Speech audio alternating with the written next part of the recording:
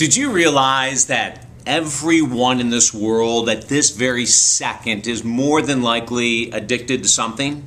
This is a really hard concept for most of us to even want to explore and want to look at, and the reason behind that is because then we have to look in the mirror. Like Michael Jackson said, the man in the mirror, that song is so beautiful. If you want to change the world, you've got to start with the man in the mirror. And as that comes to this concept of addiction, it's really, really hard to sit and look in the mirror and say, yes, I am addicted. What is addiction? In my work, hi, I'm David Essel. I'm an addiction recovery coach for the past 20 years, all-faith minister, author, radio, TV host, and so much more. You can check out my stuff at talkdavid.com. But for the past 20 years in looking at the world of addiction and being in recovery for myself, actually on a daily basis I'm in recovery from something, some kind of addiction. We look at a definition of addiction as how I explain it to my clients is a return to a thought, a behavior, or a substance that is not healthy for us. Now I'm going to repeat that. Addiction is very simply defined as a return, a continual return to a thought, a behavior, or a substance that is not healthy for us. And if you think about it right now, everyone just about is addicted to something. Now, of course, the most common addictions are those people that are addicted to nicotine or alcohol or food. You know, you have to have sugar at night, and you have to have certain comfort foods, maybe fats and fried foods, and fast foods are all comfort foods because when they are ingested, chemicals are released in the brain, specific chemicals that actually reduce anxiety temporarily and bring about a feeling of euphoria temporarily, just like all addictions do. It's all a temporary fix, right? So, but then there are other addictions. There are some people that are addicted to recovery. They're addicted to AA, or Alcoholic Anonymous meetings. We call them the AA Nazis.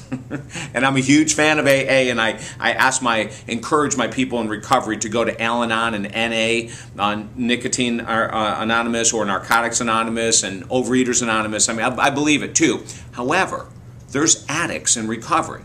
There are people that go to Alcoholics Anonymous meetings or Al-Anon or Narcotics Anonymous meeting who are addicted to the meetings. There are people that are addicted to religion, that they will fight till your tooth and nail. They will drag you down, proving that their way is the right way. That's an addiction. Absolutely an addiction. There are people that are addicted to negative self-worth, that they dislike themselves so much that they stay in unhealthy relationships. They're addicted. They're codependent. They're addicted to people telling them that they're never going to amount to anything. And they need that. They actually need that addiction in order to feel like something. Isn't that a little oxymoronic? As a matter of fact, they need to be told that they're nothing in order to feel like something. And a lot of addictions, as you know, they're crazy, they're insane. If you think about returning to an unhealthy marriage or relationship, you stand on the outside and you see this couple break up and get back together and break up and get back together, and you wonder, why in the world would they do that? It's an addiction. It absolutely is an addiction.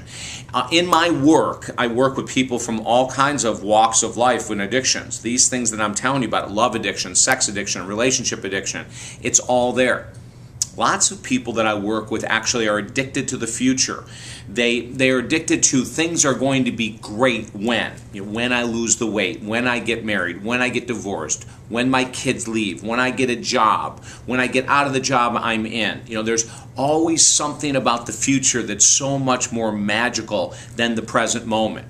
Now, all of these addictions are crucial to look at. If it's thought, if it's a behavior pattern, if it is a substance, they're crucial for all of us to look at.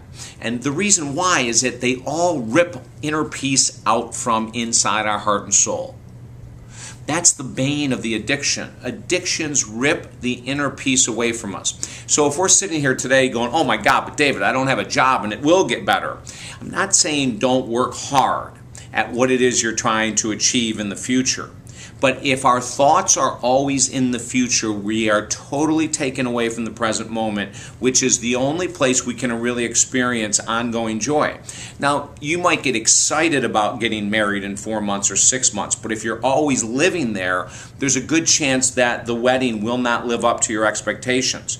It's been proven over and over and over and again. Or if someone's really addicted to the concept of being married, they'll be unhappy until they get married.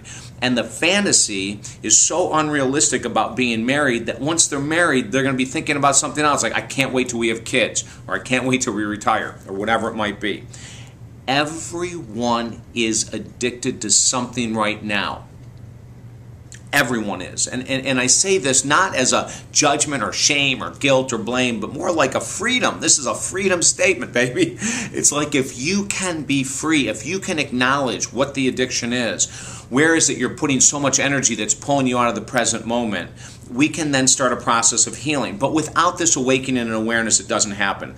I've said many times when I'm at churches doing sermons, it seems like it comes up a lot there. All of a sudden, what I'm addicted to in that moment will present itself. It'll go, oh my gosh, I remember doing a sermon one time, and I came to the realization that I was truly addicted to the future.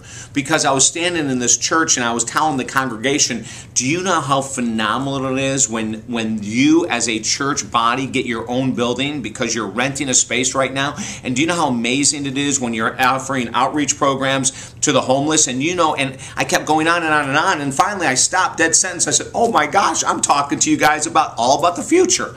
Now, that's not totally bad if you don't stay there, but too many times we stay there. So let's do this. Let's make a decision today. Let's decide today that you can have goals and dreams for the future, but let's figure out a way to get highly present. If your relationship is struggling, find something great about your partner. If you really want to lose weight and you're struggling with food, get help with that. In other words, if you get help with an addiction to a thought, a behavior, or a substance today, you're already in the present moment.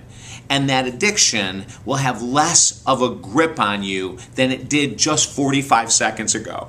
Now, if I can help you in any way, of course, most of you who know this program that I offer on YouTube know that I work with addiction recovery people, and I have a 30-day program that we can really rock some cages with and shatter addictions and move them out of our lives. If I can help you in that way, please also become a subscriber to my YouTube channel so that every time we do a new one, you'll get it right away. If there's any other way, go to talkdavid.com, talkdavid.com, and contact me. Let me know how I can help you, because I am here. My whole purpose of being is exactly this.